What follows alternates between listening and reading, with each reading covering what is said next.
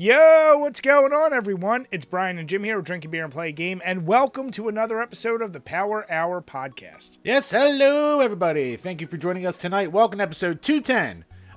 Speaking of joining us, big shout out and thank you to Tom from the Roast Mortem Cast for joining us last week. Had a hell of a time hanging out with him. Definitely make sure to check out Roast Mortem and his heavy metal podcast and all the stuff he does. So, awesome guy. Now, awesome time.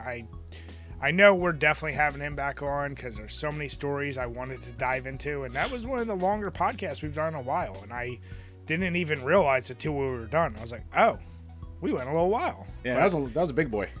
Didn't even recognize it. So yeah, Tom, thank you for once again coming on. Enjoyed having you there and can't wait to bring it back on. Definitely. Chambers. So the people saw when they clicked on, you're a little sniffly tonight, aren't you? Oh boy, the allergies. Oh God, the allergies. I'm doubling up. Do you even take shit on it? Oh like, yeah, I'm doubled up right now. I have a 24-hour Zyrtec going with a little splice of 12-hour Claritin D. Not doing a lot. Take a little NyQuil at night to put yourself out. Oh, I'm gonna coma myself after we're done recording this crap. Jesus.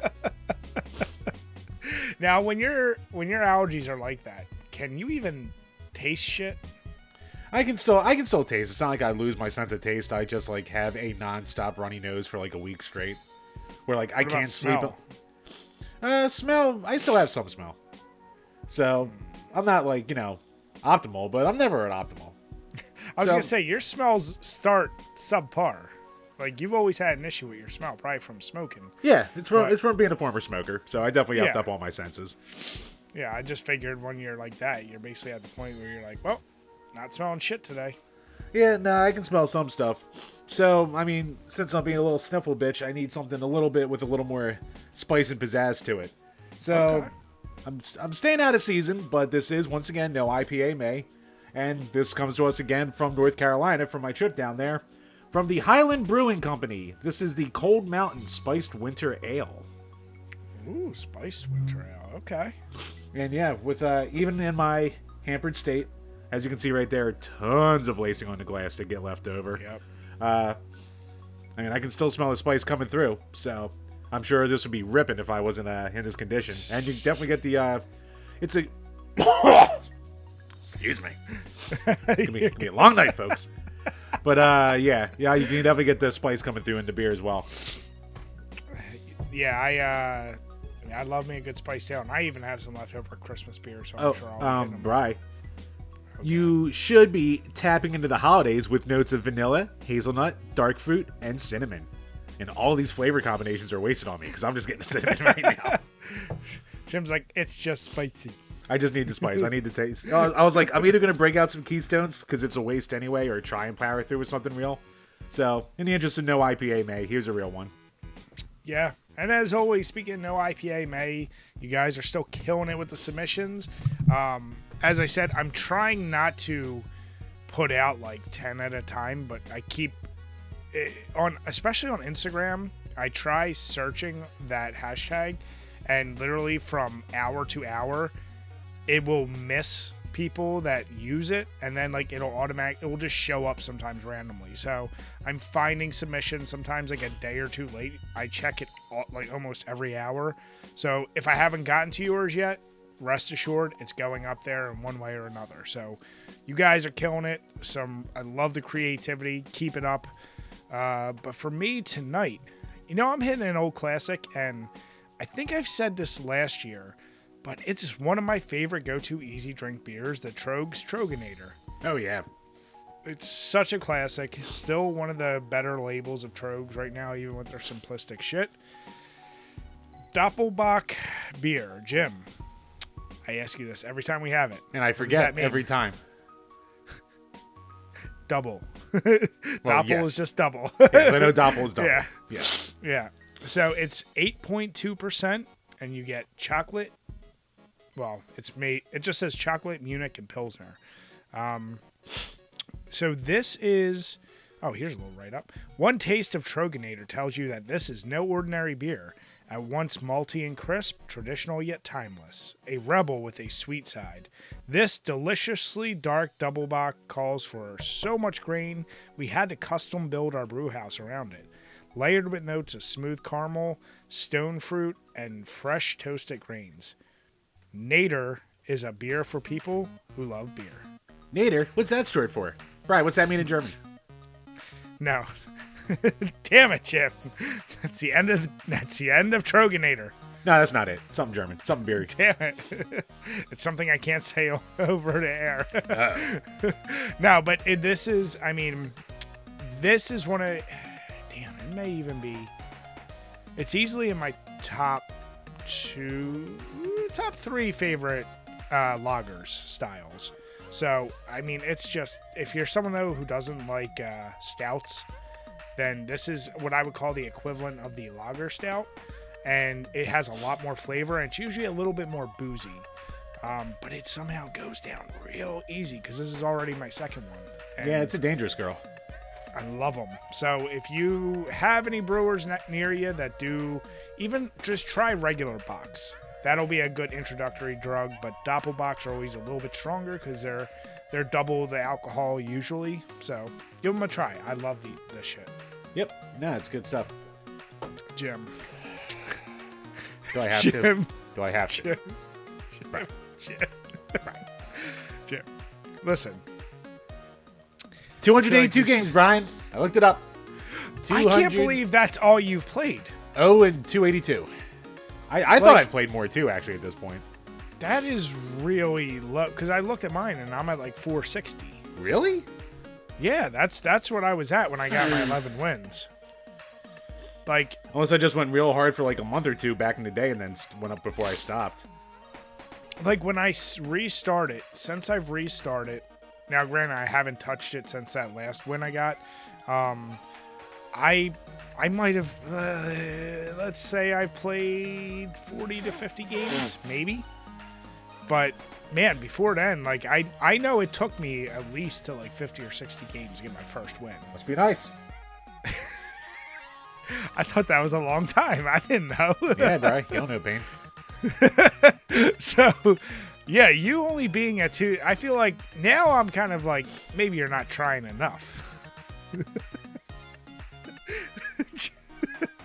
What do you think? Enough, he says. All right, here's the real question. What do you think the average player's win to game ratio is?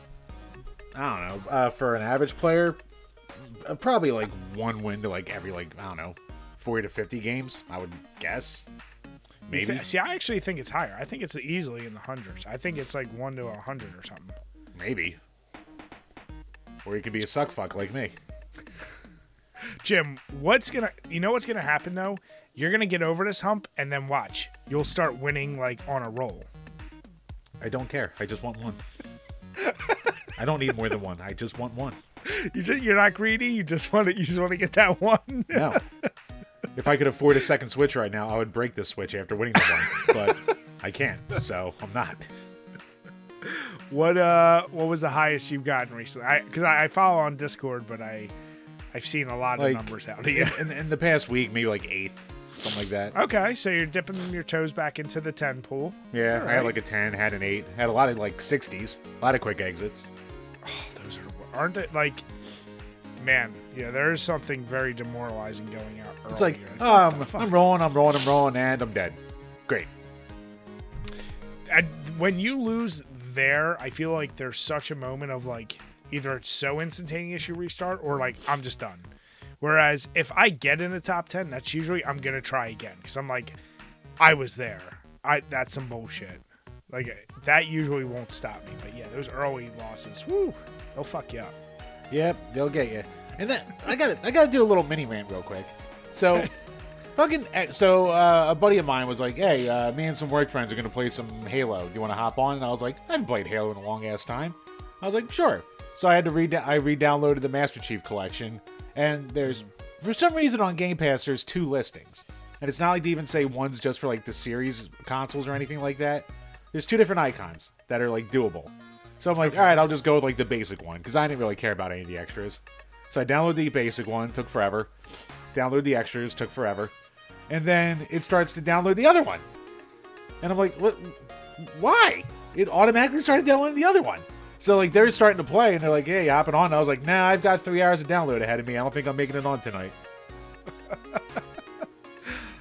Why have two? I only have... Especially if you have to download the other one anyway. It makes no sense. Because there's one that doesn't say, like, it has, like, the Halo head, and I think it says Master Chief Collection, and then there's another one with, like, a Halo head, and it says Master Chief Collection, has, like, a symbol or something. I forget what, but...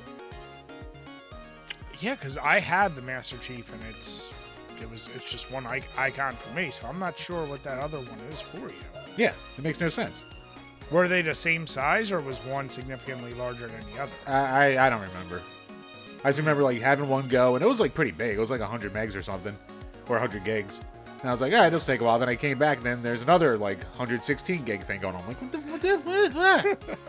So, you know, to kill that time, I just played more Sonic Adventure 2, and that game sucks. So, just nothing with gaming for me right now is going well. I'm almost done it. I think I'm on the last level. So, of, like, the hero side, I'm not doing both. Like, I know it's like, you gotta get the... No, I'm not doing the full. No, you don't need to. Go to hell. And is there anything positive you can say about the game? No. Some of the music's pretty good. Some of the music's good. Like, Crush 40 has their good tracks. Crush, like, Pumpkin Hill's an all-timer for the Knuckles stage, but besides that, no, there's nothing good about it. There's no element of the gameplay you can say you enjoy? No, not that I can say I fully enjoy, because everything's got a glaring flaw. Like, Sonic's kind of fun, but then the hit detection's crap, so you have random deaths. Or you just, like, you know, run into a wall and kill all your momentum. Oh, that's fun. And then the Tails levels are just, like, boring, but they are, like, the most straightforward. Like, they're fine, but they're just boring. And then, like, the Knuckles levels, like, control the best, but it's the most tedious, because it's just a big open area and a treasure hunt. And, like, you have to do it in order, because, like, the hints won't, like, you have a radar that'll say if you're near a piece, but unless you're on the piece you should be going for, it won't be going off. So there's times, like, I'll randomly luck out and find, like, the last piece, but then it's like, oh, I still have to find this first piece I can't find on the radar. Stupid. The game sucks. Jim, if you like it, you're wrong. Might I suggest you don't touch a Sonic game for a long time? You mentioned this before, Brian, and I'm going to take you up on that. I think I'm done with Sonic for the year after I'm done this. Yeah, I think for your mental sanity. There's a lot of things for my sanity I need right now, Brian. Oh, God, you know what's going to happen. You're going to come close to winning, and then they're going to release a Sonic version of the Tetris. And you're going to have to see it all over again. That'll be my luck. I'm actually shocked there hasn't been, like, a Tears of the Kingdom, skin on there yet. Like a big crossover event. So what systems do you have left right now? I have all my systems hooked up, but I don't have any, like, games for anything almost. So, yeah, I'm actually thinking, like, just to hit some of the games I have downloaded on my PS5. Yeah. When I kill this off, I'll just hit something on there. Try with one of the short ones and then go into something big, I guess. Nice. Yeah, well, I'm pretty much right there with you. This week, I don't think I touched my consoles at all. I did... actually... I dipped my toes into... this is going to be very, very random. So, we're going to touch on Tears of the Kingdom. I actually got a little bit of FOMO of really wanting to get that. But I was like, I never really enjoyed Breath of the Wild. But then again, I was like, did I give it a fair shake? Did I play it long enough? And really, I probably played it 5 hours previously. And I was like, this game sucks. Like, your weapons break. There's no map. Like, what the fuck? So I was like, you know what? I'm going to give it another go. I'm going to give Breath of the Wild Start it New. Just do that. Because that's my, like, when I pick up my son and my daughter from school, when I'm waiting in line, or when I take my poops, that's going to be my Switch game. So I'm, probably 4 hours in or something. I'm going to reserve opinion until I get far enough in it where I can really, really dive deep. Because I do want to play Tears of the Kingdom eventually, but I'm not going to buy it or play it until I beat Breath of the Wild. Because, as we'll talk about, one of the glaring issues I feel like with Tears of the Kingdom is that it makes Breath of the Wild so obsolete, where it's not like other games where you can kind of be like, well, there is a reason to go back. It's like, no, I feel like there'd be no reason to go back. Yeah, there's already articles coming out, like, posting that fact, like, with that same idea. And even, like, buddies of ours on Twitter, like Grant from the Thought Cops, like, he was just being like, yeah, I don't think I could ever go back to Breath of the Wild after this. No, because everything... I decided, since I'm not invested enough in Legend of Zelda to care about story or spoilers, I was like, let me see reviews. And like I said, of course, 10 out of 10, da da da da da. But seeing all the mechanics and seeing some of the things they improved upon are like, okay, that gives me hope. But I do want to go through Breath of the Wild, so that I did a tiny bit of. But really, like I said, it's been very, very weak. I did release the Fury review recording as of today. Excuse me. So once again, Zwick, thank you very much. Oh yeah.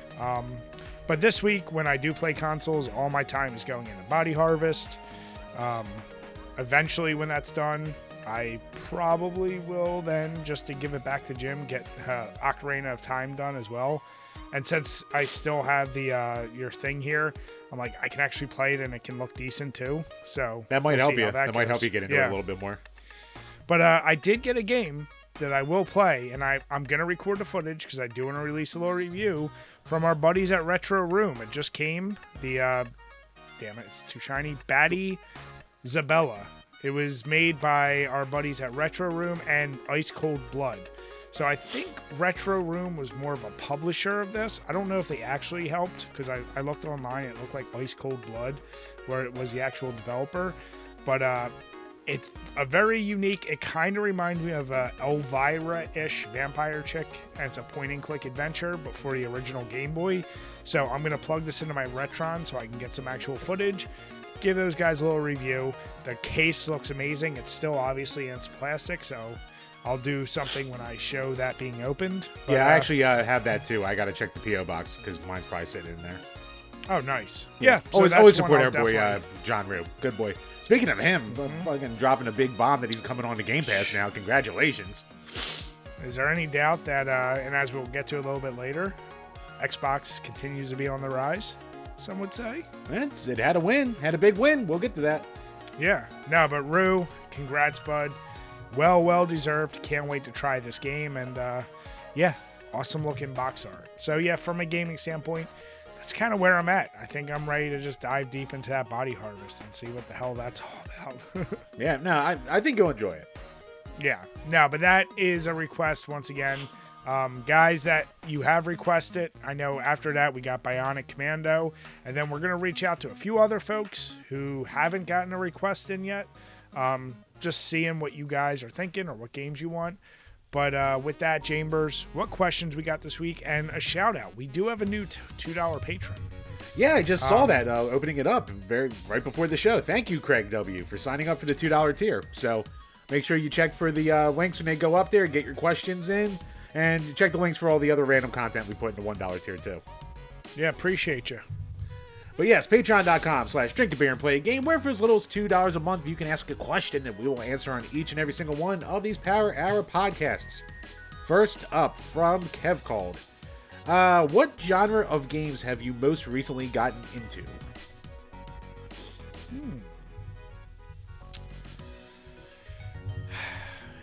I'm trying to think of the newest genre. Like you, Jim, I feel like... I've mentioned it before, but definitely the most recent genre I really jumped into was shoot-em-ups in the past couple of years. But weren't you kind of into them before with the Genesis? Not really. I didn't really own many at all on the Genesis. I don't even think I owned any as a kid. The closest I had was like the shmup level and Adventures of Batman and Robin, but like straight up ones, I didn't have any. You didn't have River Raid as a kid? Well, yeah, I had River Raid as a kid, and I guess that does count, but yeah, I mean, like, there's a difference between, like, old school, like, even then, old school Atari, shoot 'em up, and, like, you know, what you consider, like, a shmup kind of deal. So that's the newest one you think you've gotten into? Genre-wise, definitely. Besides that, I can't think of too much that, like, I wouldn't have played anyway. Yeah, that's a great question. I mean, of ones I've gotten into recently... I've you know what? I've settled into doing a lot more open world action games. So that's all that's released anymore. You don't have a choice. No, but for me, I mean, shit, the past however many years, I definitely had for a while, it was really just wrestling games and racing games. And horror's always there, so I'm not even going to mention it. But like wrestling, racing were some of the others. I've kind of I haven't touched a wrestling game in I don't know how long, or even a racing game. Then it was basically FPSs because of Call of Duty. and other ones like that.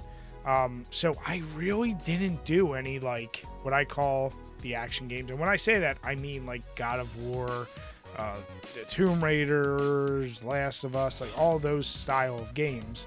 But starting 2 years ago, I was like, all these games I never got a chance to really get around and play, like Witcher 3 and all these others, I've dived into. Now, of course, you could call some of them RPGs. I just call them open world action or action games.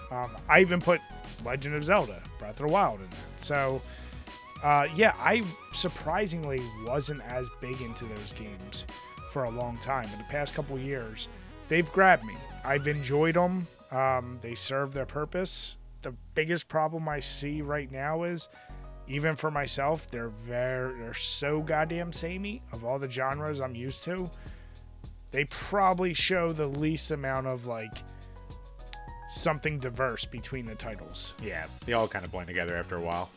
Yeah, but doesn't mean they're not fun. Yeah, and also for me, I just thought of it too. Like Metroid-style platformers. I've definitely played way more of them, Metroidvanias, if you want. I know people hate that term. People hate the term shmup too, but whatever. People hate everything. It's true. But yeah, like definitely those like, non-linear platformer kind of games. I played a lot more of them last year than I ever played in my life beforehand. Yeah, you should really play that game that I did last year, Carry On. Oh, yeah, I do have it. I have to get around to playing it. So fun. And yeah, it's like something so satisfying about just being the bad thing and just eating people and also being a Metroidvania. It's a lot of fun. Yeah, didn't that like not have like a real map to it though? That was the thing that I was kind of like, that might get annoying. Yeah, but the levels you can't even begin. I mean, each map, it's not a continuous level. So it's like, or it's not like a continuous map. So there's no backtracking. It's like, you just got to find a way out of the particular level you're at. So it's maze-like. That's why they consider it. And you do find powers, but there's zero backtracking. Oh, okay. All right. That makes it a little better. Yeah. Yeah, so fun. All right, cool. Now I'll try to hit that because that's only like what, a 5-hour game, right? I heard it was short. Yeah, you could bang that out real fast. All right, I might need to do that because I have fallen way behind in 23 for 23. Fucking Tetris. I wanted to look back where we were last year at level 50 club. Yeah, I think by now I'm level 50. I was in like the 20s for games, and I'm still at like 6, maybe 7 for this year. It is funny with the mentality shift of like, you're trying to, and it's not like you're hitting games that are particularly longer either. There's just a mentality, and life of course keeps you busy. But yeah, life, moving definitely chews up time, and I think there's still a little bit of burnout from last year too, from that mad rush to hit 50. Yeah. Oh, Jim, I already have a plan for next year to really take it easy on ourselves. Still be a thing. 5 and 25, hell yeah. Just one game for the entire year, but you got to play it all year long. Oh wait, it's 24. Shit. What year is this? Where am I? Who am I? Last up from JD Maines. Is Sam Adams a craft brewery anymore? No. There's no way, the same way we talk about some of these others that like Yingling is considered the oldest brewery, and like Sam Adams, you're too big. If you're distributed nationally, you cannot be considered craft. And I know there are some craft brewers that are really big, but they've been bought by larger companies, and Sam Adams, they may still, and I do believe they're still independently owned, which is one of the criteria for craft. But when I think craft, I think like even Trogs. That's a huge brewery here, but I bet most people in California have never even heard of it. Now, maybe certain releases go out there, but honestly, it's way more select. So your Sierra Nevadas, your Sam Adams, all those, nah. I'm not considering them craft anymore. Bri, you're like the hooker in Full Metal Jacket saying it's too big. No. I've never seen that. Oh, Full Metal Jacket. For some reason, I thought you meant what, Apocalypse Now or something? You said Full Metal Jacket, but I thought you. Don't ask me why. I thought you meant oh my God, what is it? An officer and a gentleman? Yes, for some reason that's what I heard. Don't ask me why, Jim. I got nowhere else to go. God damn it. No, Full Metal Jacket, great reference, Jim. Jim, is Tetris gonna turn you into Pile? It's getting there, Brian. I'm breaking. He's sitting there with his Switch on the toilet, just loading it. Just loading a Joy-Con and taking it off, loading it on, dead stare in my eyes. Toilet being the perfect setting for me. It's meant to be. Jim, you know we almost have to shoot that scene. Yeah. What the fuck is this? I guess we do. Maybe we'll make that a little $1 Patreon exclusive. Jim, we get console wars, we get everyone, and we have you held down. Instead of hitting you with soap, we hit you with Tetris pieces. Right, don't give away all the gold. Jesus. I even want more. No, that is a great question. I mean, Sam Adams, like I said, if you want to support a quote-unquote smaller brewery, that's better than the big brands, the really macro. And like I said, you could try to go by definition, and they may still kind of sneak their way in there by being independently owned. But yeah, like, call it what you want. I think it's great beer. I'll say that. I haven't had a bad Sam Adams in I don't know how long. Even all their variety shit. Like, I've never had a bad one.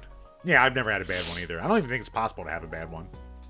No, they knock it out of the park with quality. So they give you the quality of a craft brewery, but at a national level. That's another one like Guinness, where back when we first started, we were like first getting into like craft beer. I would drink one of them, or even before we did the page, I would like have one. He'd be like, "Oh, how can anyone drink this?"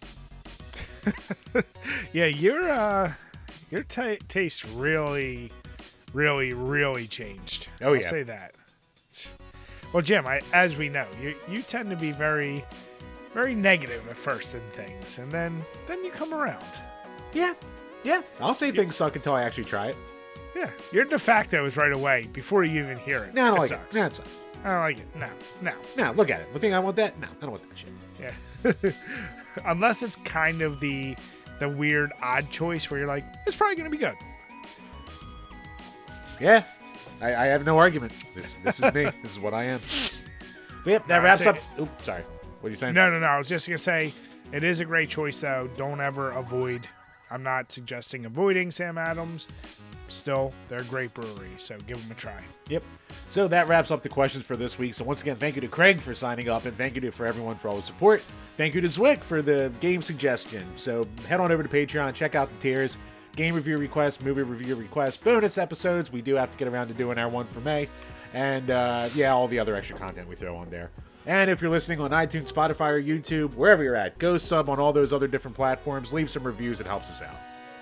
Yeah, guys, once again, we truly, truly appreciate it.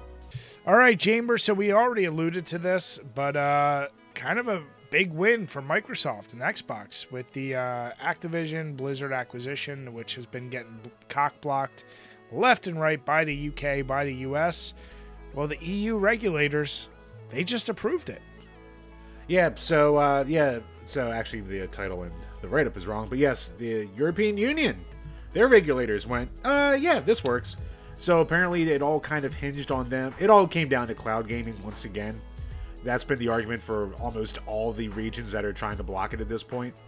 But basically they were instructed that the European Commission has required Microsoft to license popular AB games automatically to competing cloud gaming services.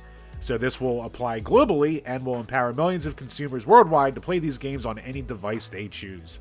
So that was basically the EU going, yeah, do this or we're going to block it too for competition and hurting the market. So what was it, last week, 2 weeks ago, when the UK, so that's where I got confused, because the UK CMA is different than the EU's regulators because the UK left the EU. Yeah. So forgot about it. It's all stupid Britbon crap. It's all the same. It doesn't matter. But they're just trying to copy our style. That's all it is. Yeah, exactly. So yeah, they're fine. They're getting smart. Don't tell me how to run my country, will yous? Will yous? But yeah, outside of that, I mean, like, the FTC in America is still blocking it. Japan's like still blocking it. The UK is still blocking it. So it's still a long way to go for this acquisition if it's ever going to happen, but that's a big win to get the EU on your side. I think it will, because I think the basis of it is, and what the EU is pointing out, and since that's going to set at least some kind of precedent, the thing is, they're offering a cloud. They offer 10-year licensing deals with their competitors. And even after those 10 years, they never claim they're going to go exclusive with this shit. As they even say in this, and this all comes from The Verge, like, they would actually be stupid to limit sales.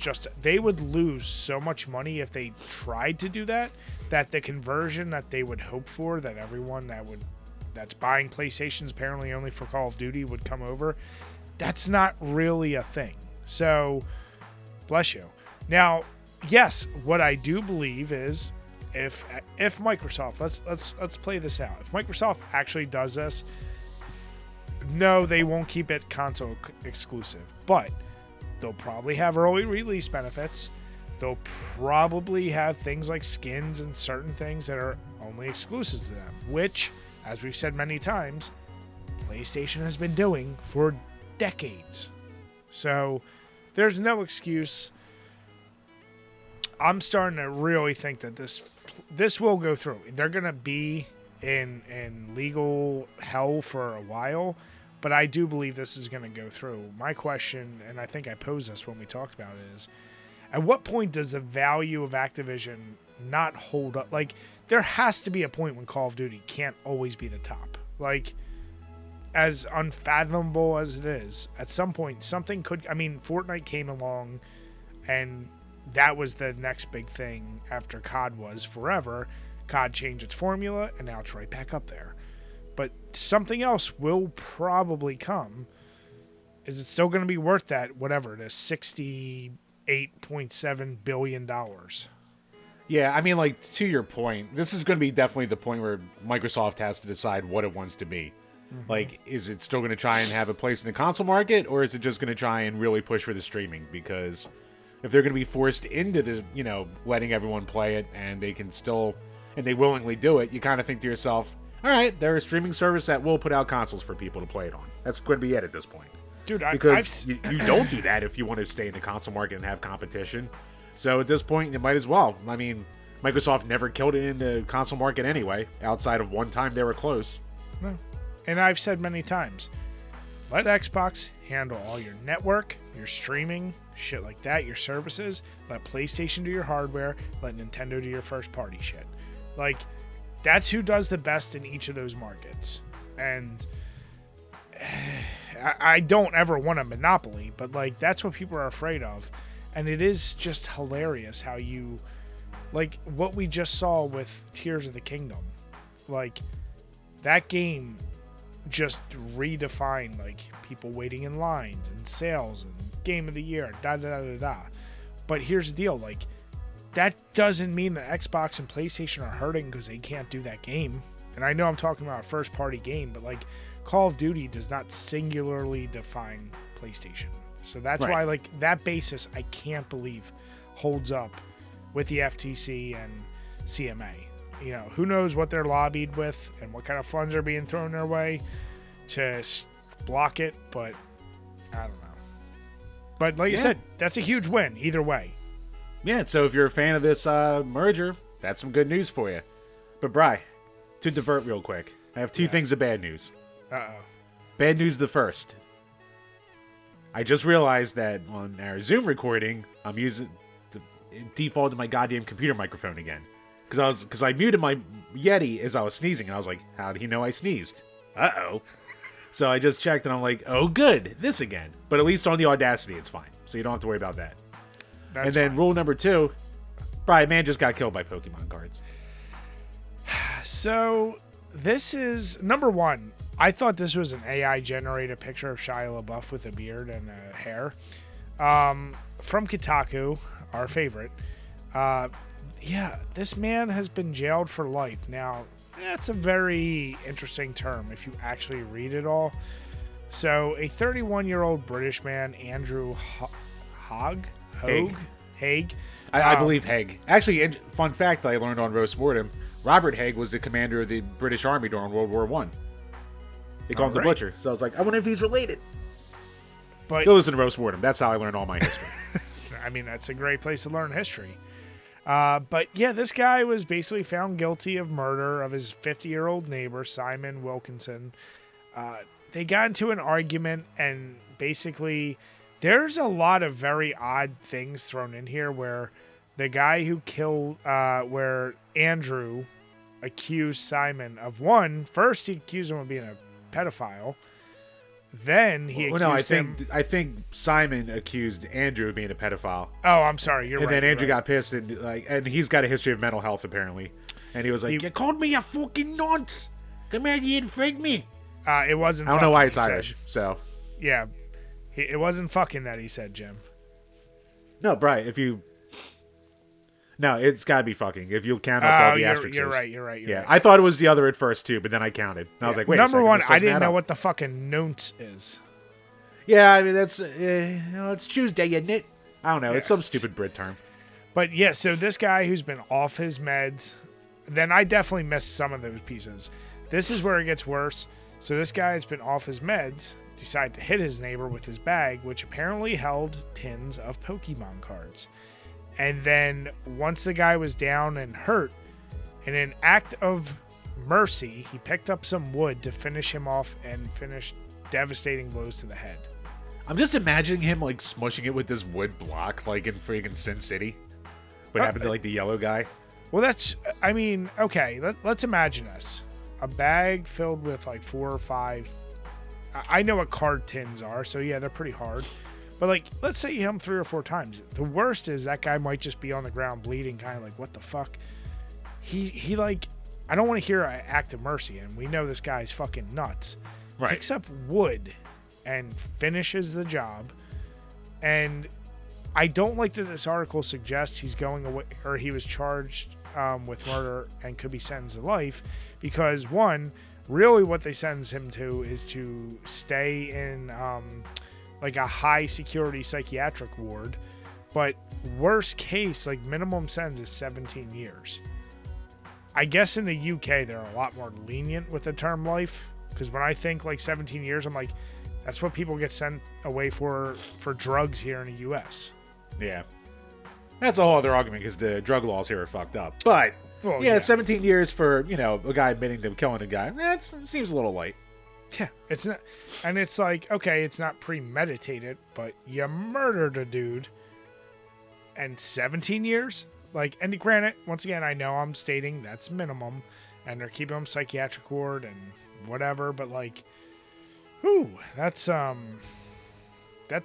pretty goddamn crazy. So, I don't know. That's one of those things is like, this is where I'm really glad I'm not the internet guy.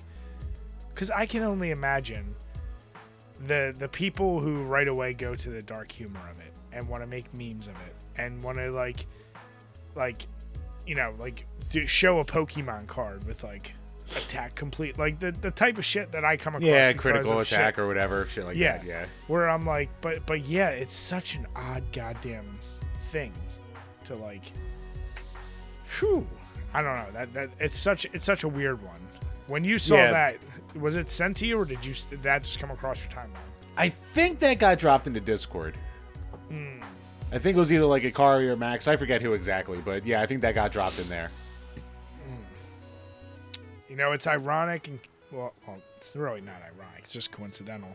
My son, he's only getting into Pokemon because after his karate lessons, if they do good, the instructor will give out some cards. So now I have a whole book of Pokemon, and I had to, yesterday or 2 days ago, organize his shit alphabetically. And I'm going through, I'm like, I don't know if any of these are good. So I already thought, I was like, I'm going to have him come to you and ask if any of these are good. So I actually never really played the Pokemon card game. I couldn't tell him. Okay. Yeah, but I don't know, like, rarity. I don't know shit about Pokemon cards. I assume it's like Magic to a degree. Yeah, if it's shiny or more reflective, then it's probably more rare. Yeah, so do you really think... This brings me to a question. Do you think... I know it's nowhere near how big it was in the 90s. Competitive card gaming. Not just collecting, but actually the game. Do Do you think that shit's as like anywhere near the levels it used to be? Or do you think it's like so really small and very, very niche? I don't know. I think Magic and Yu-Gi-Oh are still going pretty strong. Like, I think Magic might be hurting because they're releasing so many like gimmick and licensed property decks at this point. Maybe they're just trying to get all the money they can where they can. But outside of that, like, I still think it's doing pretty good. I think Wizards might have had like a loss last year, but I can't remember. It's like, and I know Yu-Gi-Oh alienated like a lot of their fan base with like just how off the wall the friggin' card games become the last couple of years. But I mean, I still think it's got a pretty good following. But maybe just because we're not as like in that, you know, that prime years to really pay attention, we don't know, and we're not involved in it either. Well, that's my question. Is like, if you had to give your very uneducated, off the top of your head guess. I'd say it's still big, but not as big. But in the U.S., what do you think? 100,000 people actively play it? Not collect, I'm sure not collect, but like actively go to those stores like you did, like getting competition, shit like that. No, we got close to 400 million people. I'm sure at least a million or two are going to these places and playing. I'd say that's a safe bet. Interesting. Now, this guy, I hope they keep him away for longer than 17 years, because being off your meds, you're going to do that shit. Yeah, it's kind of a menace to society there. Yeah, just a little bit. Just a wee bit. And here the UK is only worried about blocking Microsoft. Who's the bad guys now? Look, Brian, are you even a real country if you like Marmite? That's the real question you have to ask yourself. Have you ever had that shit? No, I do want to try it. It looks disgusting. Well, it's Marmite and, Vegemite's the one I know. Vegemite's the big one in Australia, yeah. Marmite's the big one in Europe. What is it actually made of? I forget what Marmite is. I know Vegemite's like a vegetable like ground in like some kind of like molassesy paste kind of deal. Yeah. Like, yeah, I don't know. They're both like a pasty kind of spread. I just forget what Marmite is. Fucking UK, man. The goofy shit they come up with.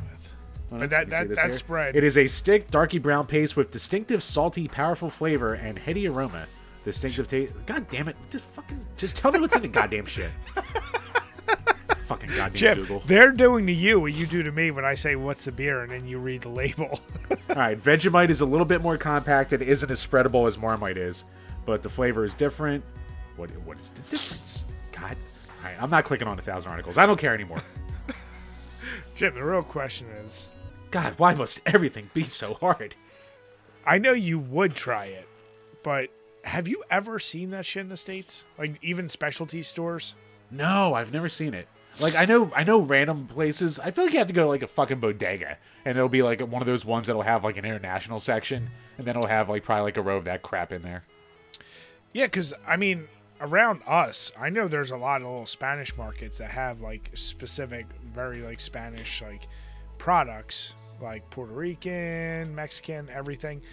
There's no, like, European, UK bodegas or markets where you can look, Brian, just because you see rice and beans in the same aisle doesn't mean that you're in the Spanish section, all right? I said stores, god damn it. Racist.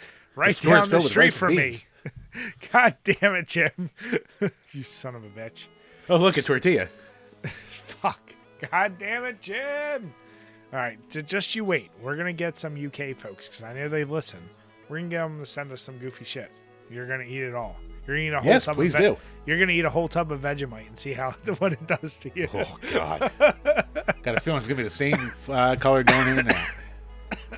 I hope it's the same color going in and out. By the way, can I speak of one quick tangent? Remember the goddamn weird sodas we did? Yes. Have you been seeing these canned ranch soda or ranch waters? No. Ew. What? I hope that's just a name, but I don't think it is. It's literally ranch water. Like, we did those ranch sodas, and the ranch soda was one of the least awful of them. Which was surprising because I thought for sure that would be the worst, but corn, fucking corn, that corn. That was. People can't appreciate how bad it was corn water. Like, I'm pretty sure they just boiled corn and dumped it in there. Like, that's it. Yeah. That's all they did. Go to the store, get some Green Giant, get a can, strain it out, drink it. Yeah. Oh. But yeah, no, the ranch water. I saw that actually. It might have even been in the beer store that's near me, the big place. I forget the name of it, but I saw like cans of it. So I'm like, I don't know if there's alcohol in it too, but I was like, even for like a whatever, I don't want to get that for us. Actually, on another tangent, so we bitch all the time about like the minimalism and marketing with the beers and shit. So, in like the water aisle, like you have that stupid liquid death crap, which I just tried. How is that? Like I kind of want to try, but I'm like, it's just gonna be water, right? Or carbonated water. You know what it is?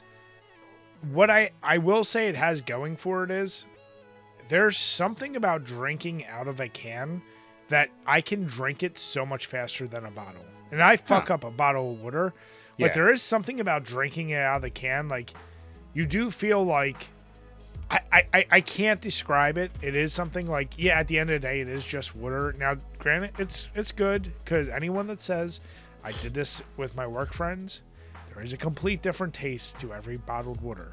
And there's a notable difference because we did blind taste test and we're like, yeah, there is differences. That is a good one. And when it's cold, it's really good.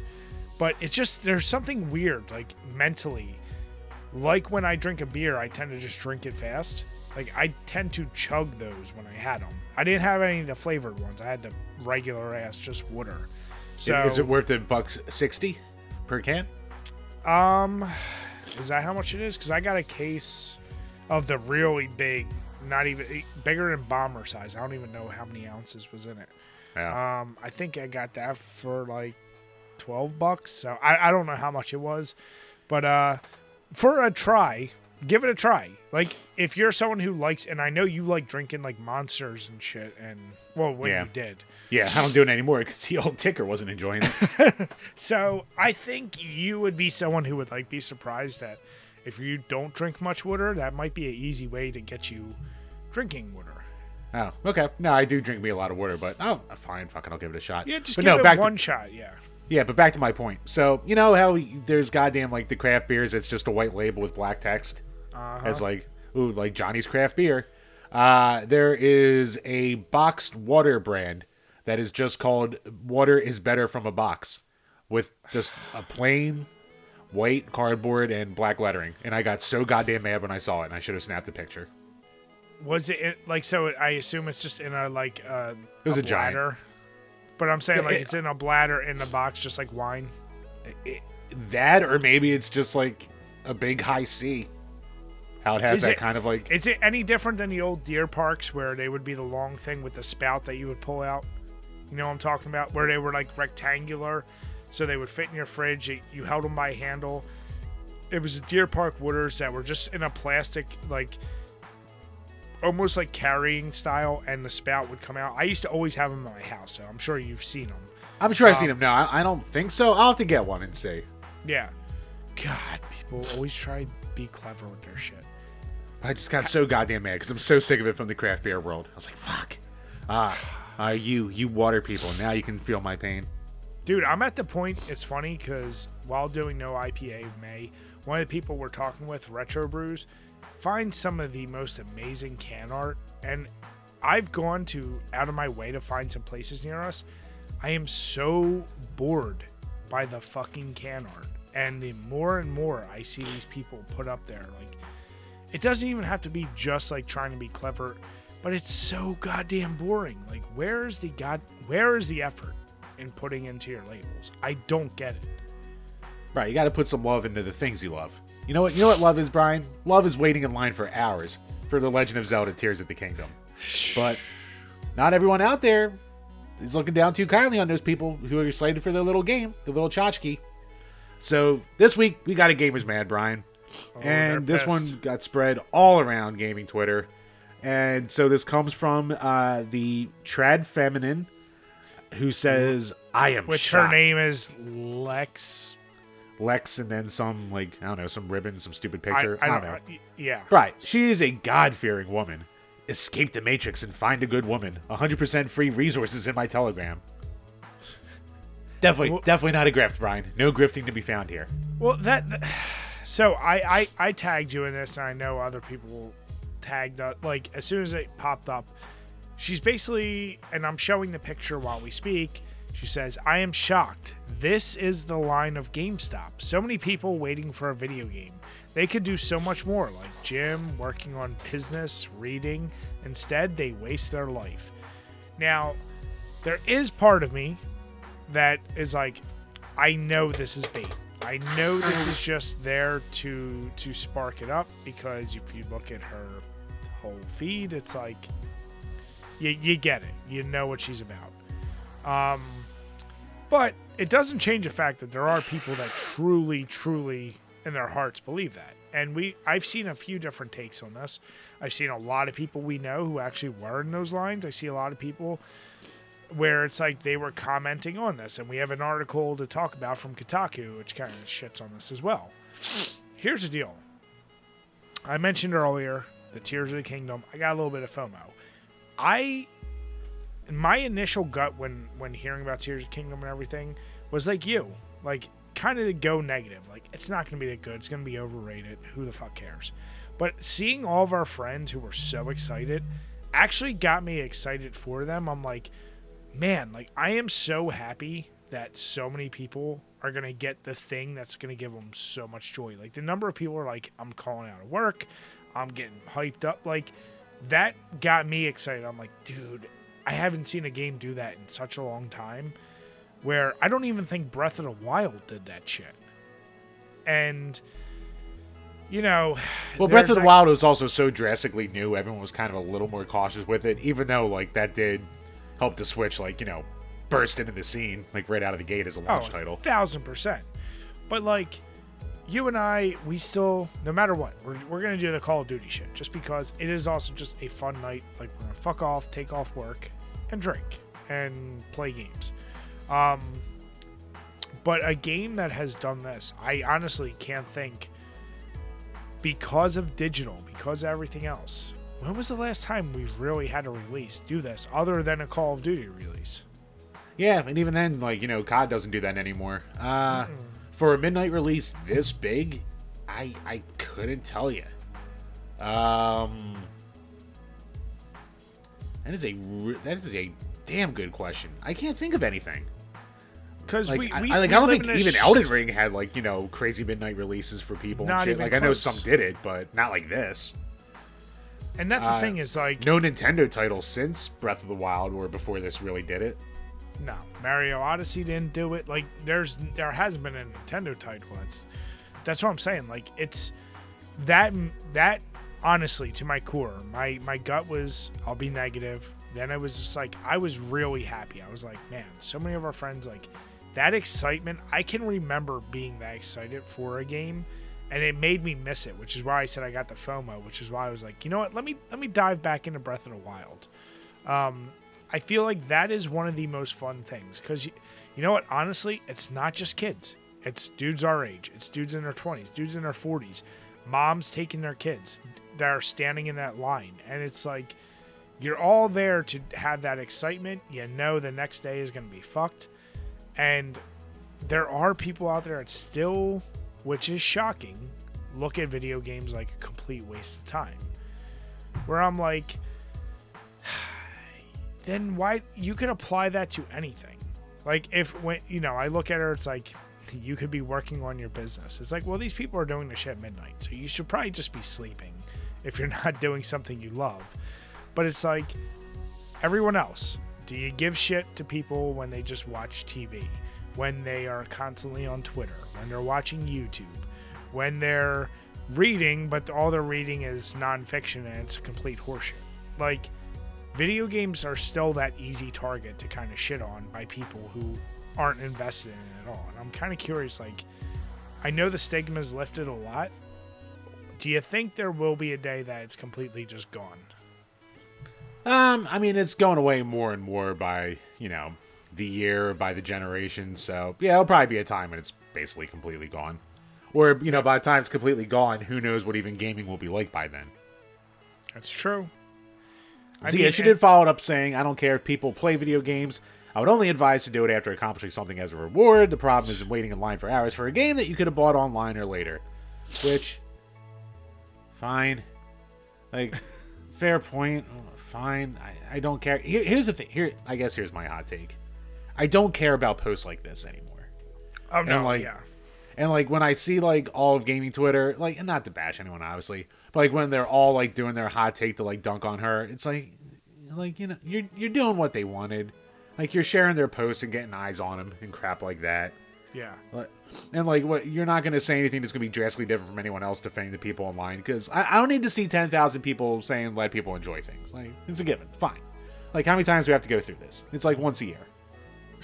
Well, I love people who are like, oh, but they decided, you could tell they don't follow her. They did enough to research. They're like, but you would stand in line for makeup or something. And she's like, well, that got sent to me because I promote it. Like they're trying to reverse bash her. And that goes back to like why I can't ever be the Twitter guy. Like I can't care enough about shit. Like you can't give your energy and your time to somebody writes something stupid like that, like Jim just said. They're trying to bait you because no view, no comment, no interaction is bad for the algorithm. So even you bashing her, tweeting is the funniest thing because you just gave them the maximum engagement possible. And it's like, if you really want to not care, just click the little thing and say not interested in this, and then don't interact at all. Just walk away from it. But like, but people need the head pats and the updates for everyone to be like, yeah, you're right, fuck this girl. It's like, yeah, fine, whatever. But I don't care. Like you know what? I do believe it though. Do I, as a gamer, do I believe some people can waste their potential in life with games? Sure. Oh yeah, yeah. But I believe that with everything. I believe it with sports, with drugs, with movies, with books. You can waste your potential with absolutely anything. Whatever you use as your escapism, enjoyment, stress reliever, you can overdo it, of course. You can be a fucking sex addict. Like, it doesn't matter what the thing bro, is. that's called being a cool addict. But, like, I don't know. I just look at all that and I go, yeah, it is funny to me that people still have that take. But she put that bait out there, and man, did people bite. Because it's at how many views right now? 5-point-some million? Some shit like that. I already just clicked out of it. I think that's a problem why like I'll never be like, you know, more popular or you know, take off more on the internet because I can't pretend to care about dumb shit like this. Jim, you can't care about a lot of things. Yeah, that's a good point. You throw an opinion out there, which at most times is like, it doesn't consider the truth. You'll do the headline response. You'll see the headline, you'll give a response, and you'll be like, yeah, I mean, I fall for it all the time. Yeah. Oh yeah, we all do.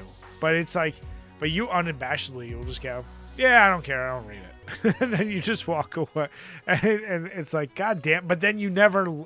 The thing with you is you never look. You're the kid that keeps touching fire. Ow, it's hot. All right, I'll come back in 2 months. Ow, it's hot. One time it might not be, Brian. Stupid. You never know unless you try, dummy. Here's a question for you. Other than COD, and even at this point, we do the actually, no, we still do midnight release. But do you think, even though it's technically like 10 p.m. now, or I know, it's so weird now. But is there a franchise or a game or something that you think realistically could get you, like if you pulled up and there was a line like that you could be like, I'm going to stand in it? That, or is there just a game in general that you think could get you that hyped up for? I can't think of anything. Like maybe if the same people who did Streets of Rage 4 do like a Streets of Rage 5, maybe I would take off the next day and like, stay up and play it and do like the immediate release and crap like that. And maybe get sucked in since I know it's something I will like. But besides, I can't think of anything I would put that much time into. Not put that much time into, but like put that much like hype and effort into getting right away. Yeah, because I think with you, adult me is going to be like, man, that'll be a lot of work to catch up on next week. Is it worth that hassle? Might as well just go into work. Jim, is that thought a little sad to you? It's extremely sad to me, Brian. Well, that's why I said the fear of the inbox keeping me from enjoying things. Yes, Brian, that is very sad.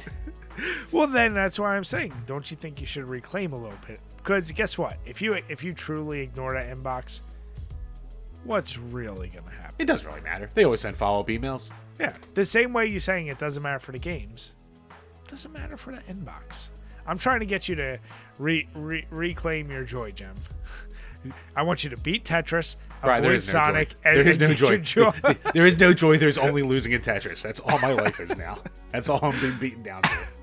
Like I said, even me. And as much as I may even game more than you, but like, I can't think of it like, even Resident Evil, my favorite. There's nothing they could come out with where I'd go, oh my god! Like the level of excitement people had for this Tears of the Kingdom, I don't think I can. Like, I'm the same way. I can't name something for you that I would be like, oh my god. And that's like, fuck, man. I want to be able to find that next thing that like would get me there. It's interesting, but like I said, let people. Like you said, the thing you hate to hear, let people enjoy it, but more than anything, when people want to shit on you for your enjoyment, just don't engage. Be like me. Don't go on the internet. Just avoid it. And let your friends like Jim tell you all about it. Yep, I do. I am Jesus in that way. Thank you, Brian. But, I mean, to expand upon that, we have a link here from Kotaku, who, of course, Kotaku with the rage headline. Who would have thought? So their headline is no. They've gone hard with the rage bait over Tears of the Kingdom. Smartly, I'll say smartly. Which is smart. I was gonna say they have to do it because if they did a 180 and like started praising the ever-loving shit out of it, it would be bad. And they actually had an article that I kind of agree with, where it's like, no, it's good that a website gave the Tears of the Kingdom a 6 out of 10. I saw that too. And everyone's just like, oh, they're just, still mad at Tears of the Kingdom. It's like, no, that's like actually like it's good to see people who don't just blindly like praise the game. Dude, because like don't forget that like Skyward Sword on the Wii people gave 10s to, and now it's like one of the most like divisive ones. So the hype will die down eventually, like it always does. And can I say that is one of the things? I mean, obviously we're biased, and if you look at like, there's a whole bunch of things that article and other things exposed, but like the way these companies have admitted, like, yeah, like we're gonna give these games these really high scores because that's what's expected almost. Yeah, and Gamergate was right. There we go. There. Gamergate was right. There you go. Thanks, everyone. Fine. It took you 10 years, but at least you proved it. At least you admitted it. It's just one of those weird things. It's like, can we just all admit it's odd to see a game unanimously get nothing lower than 9.5 out of 10? That like, and yeah, I do want to see. You know what? I will never read one of those other ones. I want to see the one that goes, this really is a 7. Or a 6, or whatever to score it. Now, if it was like a 4, I'd be like, all right, they're just being spiteful bitches. But even if I saw an 8 out of 10, I'd click on that before because I'd want to go, I'm curious what they actually say. Yeah, and you know what? Like, from like, obviously I'm the internet guy. Hey, lucky me. Like, it's definitely like a 95. It's like a 90-10 ratio of like absolutely loving it to people who like aren't impressed with it that I've seen, and the ones who aren't impressed are just like, yeah, it's just kind of Breath of the Wild, but with more crafting. Like, they just consider it DLC, where everyone else is like, no, but you can do this, and it's the openness that you can do with everything that, like, makes it different, and the more dungeons and stuff. So it's like, yeah, it's kind of what you see with the actual reviews, where most are seemingly loving it, and then there's just some over to the side who aren't as impressed. But, they have their own points as well that are probably really valid. I don't know, because I'm never going to get around to this, probably. So I'm going to get around to it, but here's the deal. Can I take this on a quick tangent before we get to Kotaku? I've reposted purposely to you or retweeted. Like, I was joking with someone. I don't know why Legend of Zelda specifically has this appeal of female gamers more than most games. We've joked about it. Like, the amount of girl gamers who happen to just love this game and be overly obsessed with it is higher than I would say most other games. And that's a fair statement. Yeah, it's like Zelda, Animal Crossing, and Pokemon. That's probably the ones that the female gamers are probably more likely to be really into. But like a lot of my friends at work who I've talked to for years now have never once mentioned a game. And one of them was like, oh, I'm getting Tears of the Kingdom. And I was like, I didn't even know you played a game. They're like, well, I haven't since like Ocarina of Time. Like, that's the only game they've ever played. And it like amazed me. I was like, holy shit. There's this weird connection there with like, I joke, it's like, is Legend of Zelda a girls game? Like, I don't understand how it has the appeal, because think back to when we were kids in grade school and high school. I could not name you one friend of mine that was a girl that actually played a video game, other than they would come to the arcade with us. Like at home, they didn't have an NES, they didn't have a Sega Genesis, a Super NES, none of that. Now it's like we know tons of them, and it obviously we're exposed to more people, and we're in circles where we're looking for those who are interested in games.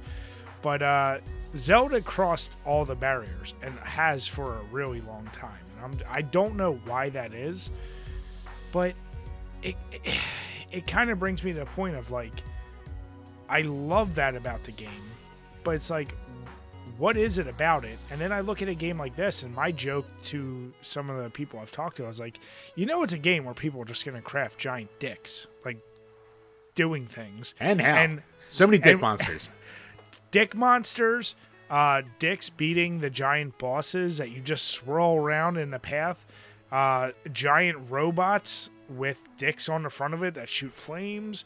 And then I love, like, it's literally, I honestly consider this like Fortnite at this point.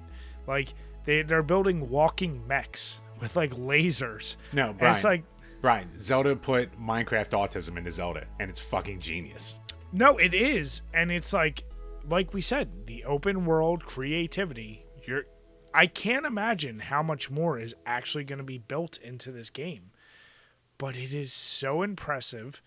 At the same time, it's like, the immature people, like, what's going to get all the highlights is not going to be something super impressive. It's going to be a giant dick rocket that kills Ganon or whoever the bad guy is in this game. It's like, do you think Nintendo knew that was going to happen, or that always ends up just being the byproduct? They don't care. $signs.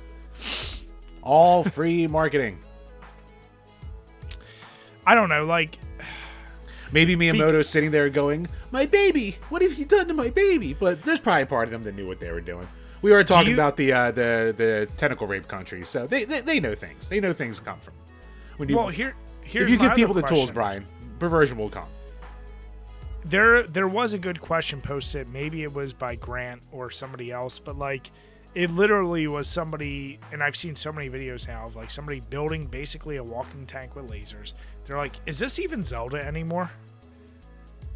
Like, no. Of what it is, it's like, and is that a good thing or a bad thing? Because on one hand, you could be like, they're expanding their horizons. They're not just sticking to the same old formula. I don't know, but like, thinking of Zelda, when I see someone build a stealth bomber in a game, like, is that really what like you should be doing in Hyrule? But then again, like, I'm not that you should put. Yeah, is it like a classic Zelda game? God, no. Is it something they should do with every Zelda game going forward? Probably not. Don't blow your load. But Zelda's always been good, for better or for worse, about reinventing itself too. So I can't see them really sticking with this gimmick for like the next release. But I could be wrong. Who knows? Well, that's what I was gonna say though. Do you think like this? I haven't checked into sales. I imagine this even blew. Breath of the Wild was huge between the Wii U and the Switch. I'm sure it sold gazillion. I imagine just by seeing the hype of the lines and everything else we talked about. God damn it, you with those tissues. It needs to be done. I don't care. I have to imagine this is going to sell double what Breath of the Wild did. Because now you had the proven hype of Breath of the Wild, the crazy reviews, and now, just like you're saying, it's tapping into a market of like, you can really do whatever you want. I think it's probably going to sell even better. Yeah, Brian, to answer your question, as of March 2023, Breath of the Wild was just shy of 30 million at 29.8. So that's pretty fucking huge. Yeah. But I still think this will beat it. I don't know. We'll see. But going back to Kotaku, I need to take us on that tangent because I was like, did Zelda creators really want walking robots with lasers? Probably not. But maybe that's the beauty of this. But this guy, actually not guy, Alyssa Mercanti. Yeah, no, I will not be waiting in a Zelda Tears of the Kingdom line, thank you. And then she basically goes on to just say She lives in New York where it's dangerously close to 90 degrees. Calm your tits. No, it's not. Like, it did get a little warm, but let's not act like it's like summer heat. And it goes into this, bless you, goes into this long tirade of, oh, like, you know, you have this crazy line. She didn't know what it was all about. And then she realized, oh no, there's bless you, Jonas Brothers are at Rough Trade. I'm assuming that's a venue. But then she continued to go to work, come back out. And no, she was right. There's a huge crowd in front of the Nintendo store waiting for Tears of the Kingdom. She considered going in there because she wasn't going to play that game. She had to point that out. But someone at Kotaku may want to. And then she said, no way. Why would I do this? Because I could still just download it right now. It's available on the eShop. Why would you ever stand in this line?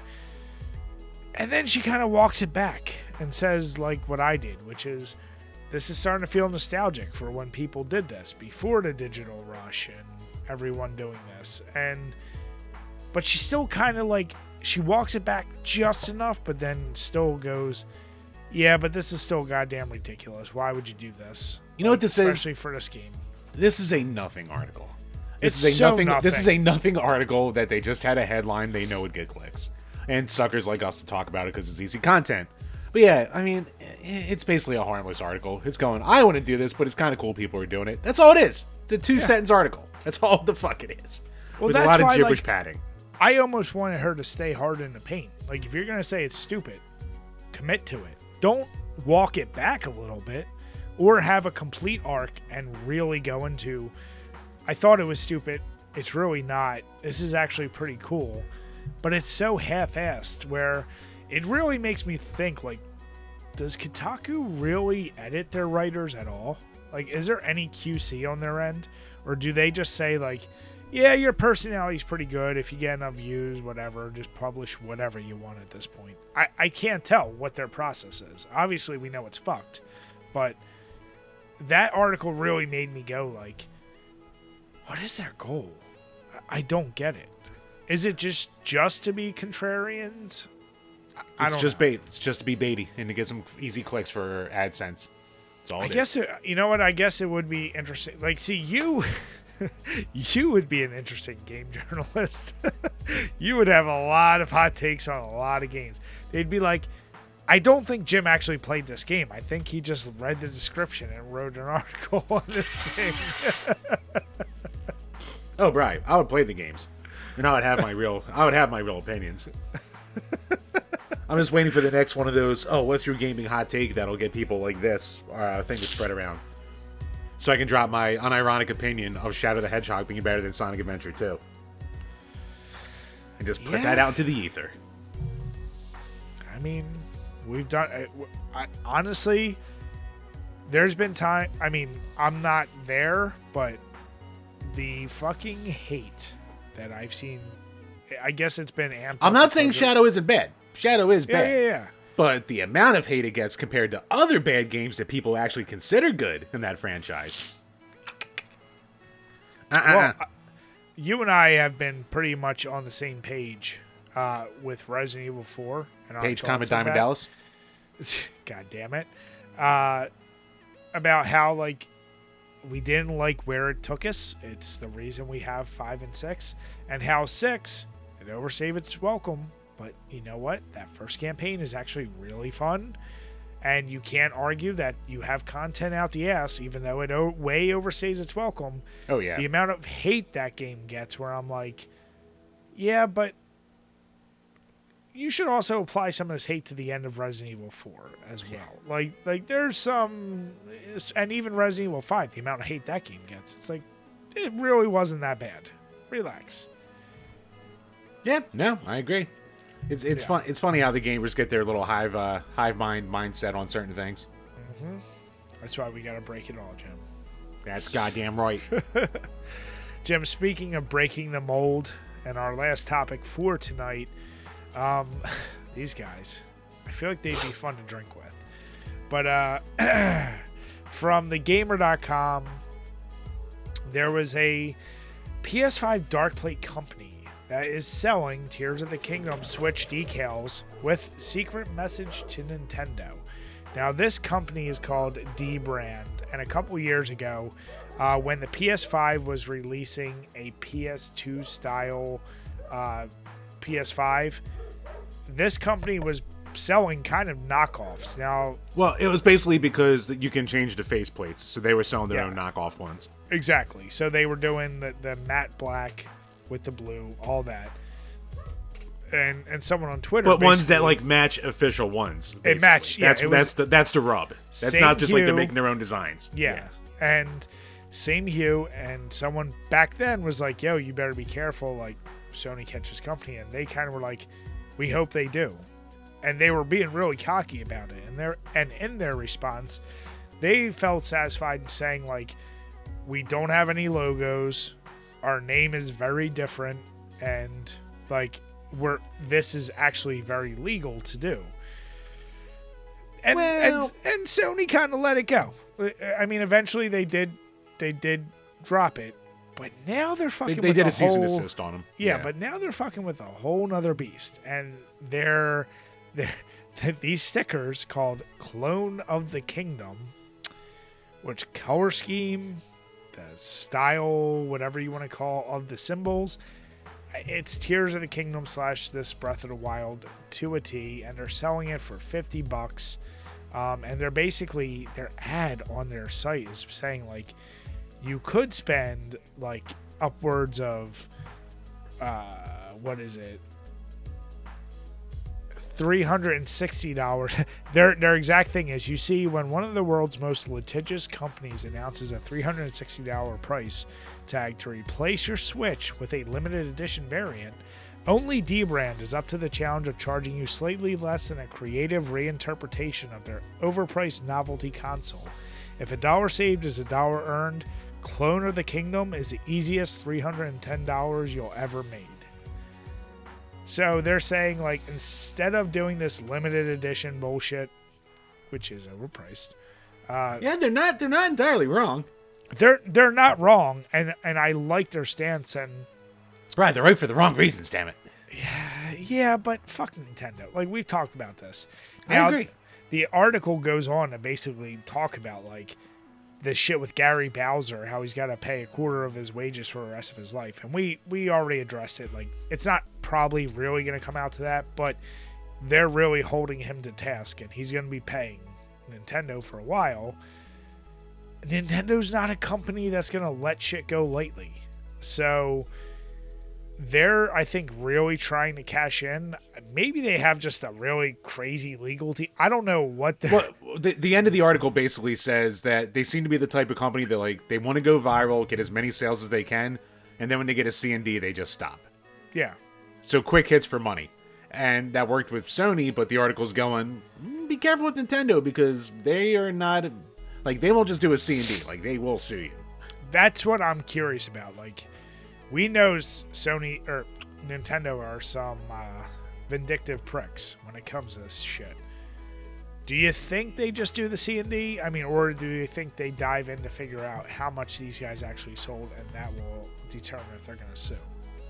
You know what? When I was first reading it, I was like, hopefully it's just a C&D. But they're a little too cocky. Like, I get that's how they're going to get their viral marketing, but I don't know. When you're poking the bear that much, part of me is kind of like, I don't know. I kind of hope Nintendo just smacks them to earth a little bit. But how many people do you think would actually buy this? Oh, not enough that it's going to be any kind of competition or make any kind of dent at all. But Nintendo is definitely the type of company that likes to send a message to and make an example out of people. So I could definitely, like, I don't know, man. I would never want to poke that bear. No, I agree with that. But I'm saying, like, also, if you're going to poke a bear, Nintendo's not like a... It's not Yogi. Yeah, they're pretty fucked. They're not like some indie developer that you're hassling. Like, they're notoriously dicks. If Sony is like Yogi Bear, Nintendo, when it comes to this shit, is the Revenant. Yeah, I don't... I don't know. I'm very curious to see what actually comes out of this. Like you said, if it's just a quick cash grab, how long do you think the state... I guess that's my question. How long do you think... So we're recording this right now on the 15th. Do you think it stays till the end of the month before Nintendo catches wind? I mean, I guess, once again, it's like, how much publicity does this company actually get? What do you think? Best case, they sell 100? I don't even know if they sell that many. They might sell a couple thousand, maybe, at tops. I would give them a couple thousand tops. But I mean, like, here's the thing. Nintendo probably already knows in some fashion it's just got to work its way up the corporate ladder. Because I'm sure that, like, the second there was, like, the first tweet with this shit, someone was tagging Nintendo going, Nintendo, look at this. Because there's always I'm sure. Yeah, there's always those little bitches out there. I don't know. But also, if somebody's willing to buy that, Nintendo's also got to probably realize, well, they probably bought Tears of the Kingdom too. So we made our money off them anyway. Right. So, yeah, I mean, it's goofy. I mean, it's probably not going to last long, like you said. And the real interesting thing to see will be what Nintendo actually does. Yeah. Yeah. But yeah, no, shout out to Zine to Discord for posting this. She's like, I don't even know this is interesting, but here you go. And I was like, man, we can talk on this. It would be interesting if in a couple weeks we're like, well, they're suing the owners of DRAN and they owe half of all their profit for the next 20, like some crazy shit. I don't know, but it's definitely interesting.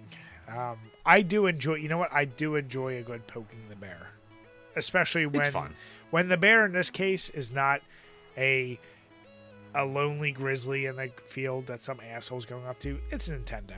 They deserve to be poked.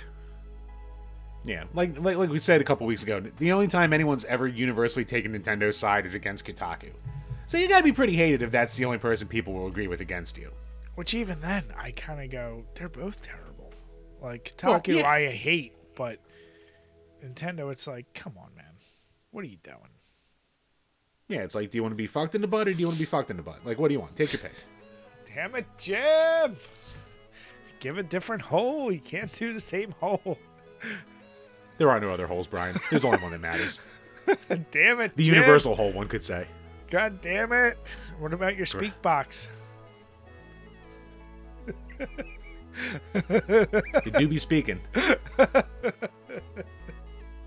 then it depends on the skill of the speaker, too. Can't do all the work there. Zenkoff. I mean, you can, but I mean, it's better when you just kind of sit back and let nature take its course. So yeah, we'll see where nature takes its course. But this one, I still can't imagine this sells anything close to get on Nintendo's radar enough for them to really, even though I'm sure they have so many lawyers on retainer, like to just engage these guys. It's kind of like, if they probably know if they engage them, they're giving these guys the promotion they want and putting them on the market. So ignoring them would probably be the best path for Nintendo. I just want to see them send a C&D letter that they just unfold it and open it up and it just says really, and that's just it. Yeah, so official company letterhead. So wait, size Jim, 43 font. So Jim, to take us back to one final tangent before we leave, you put a lot more hours in Breath of the Wild, right? Yeah. How far did you get in that? Did you get to any divine beast or any of those? I was inside one of the divine beast dungeons and I got kind of lost and I was like, all right, I'll come back to this, and then I never did. Okay. But no, I probably spent a good 15 to 20 hours on it, just dicking around in the world doing all these shrines and shit like that. Did it randomly going for Koroks and crap? What actually made you not come back? It's a good question. I don't really remember. I don't know if it was like having to do stuff. It was probably just having to do things for the page. And I was like, all right, I got to put my attention to this. I'll come back to this. Yeah. And then I just never did. I don't know. Maybe it's a little too aimless for my attention. Yeah. Maybe it almost got Minecrafty for that. Maybe that's why I should never touch Tears of the Kingdom. Where it's like, I kind of do need a goal. Okay, yeah. Yeah, you can't just have it completely bare-assed open. Yeah, like Minecraft lost me when I played that after, a month, maybe tops. I was like, all right, I get it, but I kind of need something really to do. And I guess I kind of, I could have done that in Breath of the Wild, but I guess to get to that point, I would have had to do too much aimless crap in my mind to make it feel worth it. Okay. Yeah. Well, like I said, it's going to be a slow roll for me. I'll do Breath of the Wild because I'm doing it so sparingly. I know I will commit to beating it, but it's probably going to take me to damn near the end of the year. So whenever I get there, I'll get Tears of Kingdom and eventually fuck with that too. Like, I can't just jump into Tears of Kingdom now. But like I said, I am very curious. If anyone listening has been playing that game, what is your true opinions? Or have you just been fucking around building stuff, which may be all the fun you need in that game? Like, everything else may not matter. I don't know. But that's what I'm curious. I want to hear what your guys' opinions are. Yep. But with that, Chambers, how'd that beer treat you? That spiced winter or whatever. It was good. The Spice Winter Ale. Yeah, definitely a solid winter ale. All winter ales, that are like Spice Winter Ales, they're kind of like along the same flavor profile. So if you like winter ales, you'll enjoy this one. Me being sick right now, I couldn't enjoy all the flavor profiles, but I could at least taste some things. So I'll give it that. Nice. Yeah. And as for me, the couple of Trogonators I went through, whew, they are good. I am feeling it. They are 100% go with it. But I moved on to a little Lion's Head, of course, which is another one. Give it some love. Talk about craft breweries. Go with the Lions Brewery. They're always good. Do some puzzles. Tickle your brain. Yeah. With that, guys, we want to say thank you so much. If you're watching, please make sure you hit the subscription and hit the notification bell so that way you see whenever we release new content. If you're listening to us on Spotify or iTunes, hit the subscription. It would help us so much. And if you give us a 5-star rating, even if you want to bash us, we will read those reviews on each and every one of these podcasts. With that, we want to say have a good night, everyone, and cheers. Cheers, guys.